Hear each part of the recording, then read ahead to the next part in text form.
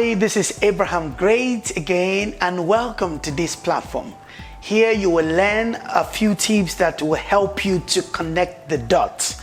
Now, these tips has the proclivity to move you into action, meaning you're gonna have to do something about it.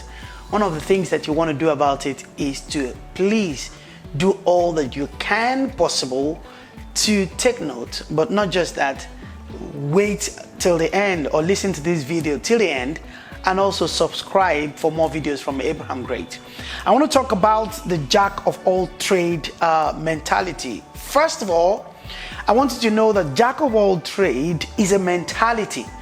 Not anyone under this earth can be of all trades. There are billions of trades that there are.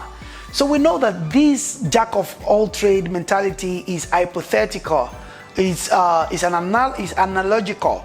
So first of all, you have to deliver yourself from it, because not everybody will actually master one thing. Not everybody. Now, this is my personal philosophy. I would rather know 1% of 100 things than for me to know 99.9% of one thing. And that, while that may seem to you as not right, you'll be surprised. This is because I personally believe when you find your purpose, you master your purpose, but you can still go on finding a lot and becoming knowledgeable about many other things. So I have my area, I have my purpose, which is mainly a change of story, destiny, glory, value, hope, and stuff like that. But then I read voraciously. I read anything.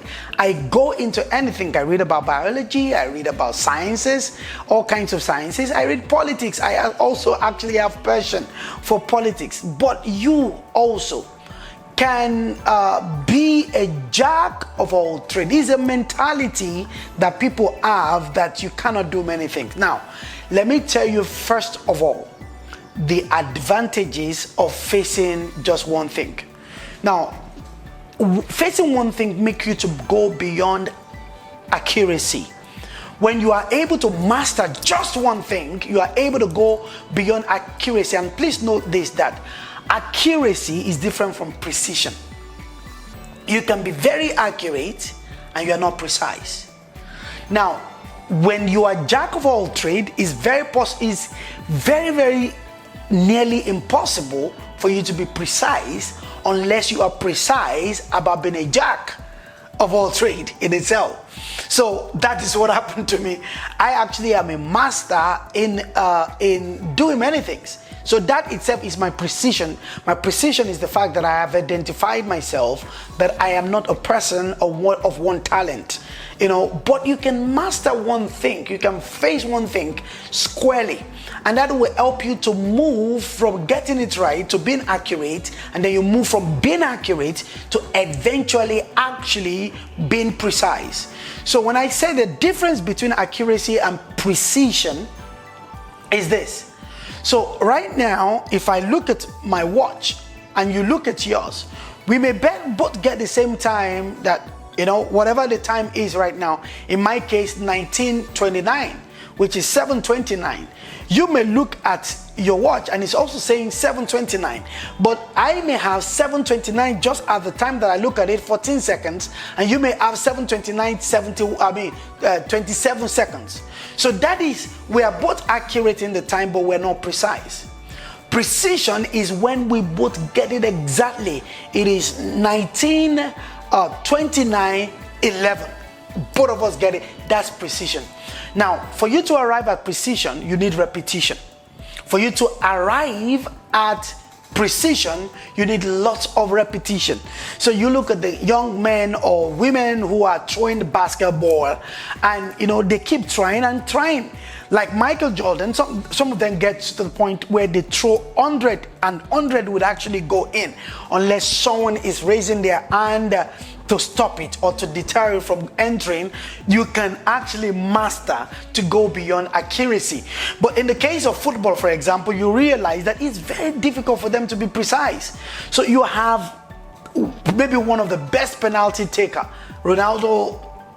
Cristiano Ronaldo, or Lionel Messi, or one of the best penalty taker for me of all time was this guy called Balotelli. If you remember, from Italy, Balotelli. But none of them are able to be precise, because both and on nearly all of them have had some misses in their life, even if it's not on the raw training, game, in trainings. So you can improve the accuracy of your life. Now, in what way can you actually achieve precision? Again, you achieve precision when there is no opposition. So actually, precision is possible or plausible if there is no opposition. So you imagine Cristiano Ronaldo or Balotelli or Lionel Messi having to score a goal and there's no keeper there. The chances of them getting it 1,000 times right, even I will score nearly out of 1,000, I think I'll score 900 and something right. Because all I just got to do is to position the ball and just slowly throw it in, because there is no opposition. Now understand this, you will always face opposition. And because of opposition, you need resilience, you need continuity, you need persistence, you need continuous practicing, fighting the battle again, and going over and over and over and over until the point that you get to a point where you are quite precise at winning. But in terms of the subject matter, jack of all trade mentality, I don't want this to deter you, because we now live in a world that is extremely diverse, and there is multifacetedness of our world. You see, I used to joke about something. I moved from Africa to live in Europe just over 20 years ago. And when I got into Europe, into England precisely, we used to have Sainsbury's and we have Tesco, and I walked serendipitously in Tesco at some point in my life. But it used to be just groceries that you buy, household groceries that you are able to buy from Tesco's or Sainsbury's. But gradually, as the world began to change, internet began to come, digital marketing and stuff like that, we saw, I was working at the store at the time, they changed from grocery to having both grocery and electronics. Later, the same Tesco begin to offer both groceries, electronics, and clothing. Then they change, and it becomes groceries, electronics, clothing, and then they begin to sell insurance. Later, they begin to sell SIM card. Now, each of those stores probably have a laundry, they have a cafeteria, they have a restaurant, they have almost anything that everybody else is offering. Now, almost all of those guys have a petrol station. They have, because you cannot just focus on one way in this time and age. Now, when you focus on one way, if that is your strength, you are able to master. Growth of your business or career or talent will lead you to a point where you will actually have to diversify. You would have to invest into all the kinds of businesses. And we have people who say, oh, I want to go full time on the things that I'm doing. You can do that until it shows profit and growth. But when it gets to a point, you've got to be a jack of many things. You've got to meet your customers where they need you. You've got to respond more. The more resources in terms of finances or staffing that you have, the more you can, by wisdom, package yourself together, to meet a need.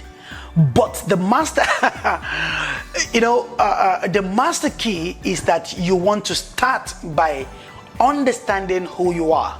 So there is a parable that was told in my favorite book that says a man went on, he was going on a journey, and he gave his servant, he gave one talent, and he gave another 5 talent, and he gave another 2 talent.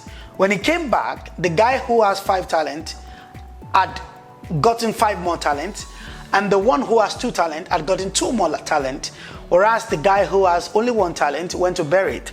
The problem with 1 talent is that you are prone to the temptation to think that is all you are created to be. Now, many of the time, you have more in the inside of you, and one thing is supposed to lead you into another.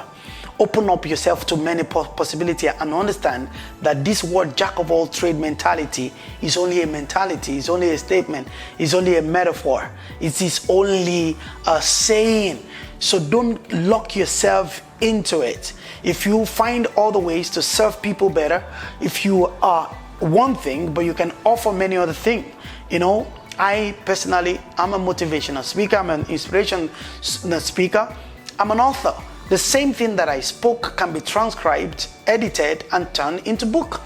The same thing I can package into a product. But at the same time, I'm a lawyer. It still doesn't stop me. It's still all part of talking. I graduated, I studied law, I'm qualified to do that. I'm a religious minister. I also have a degree in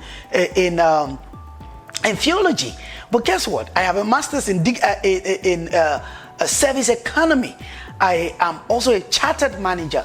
So I teach cooperation, big corporations on management, leadership, training, and many things. I'm a singer. I play the piano, I play the guitar, I play the drums, I produce music, I write songs. Actually, my songs, I've written some songs that have become number one in a country, number one, charting, topping the chart.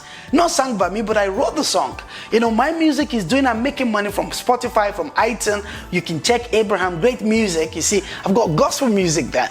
If you go on Amazon, you see that I've written quite a number of books. As at the time of recording this video, I've written 15 books. I think about 8 or 9 of them will be available online already.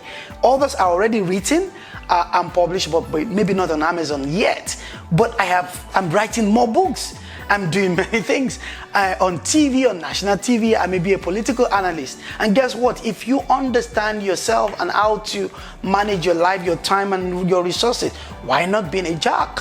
But remember, it is only a mentality. Don't stop yourself from releasing your energy, your gift, your talent, and all that you have to serve in every way that you can serve.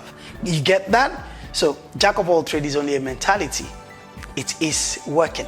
For more videos from Abraham Great, please press the subscribe button underneath and let's enjoy some more videos. It is working.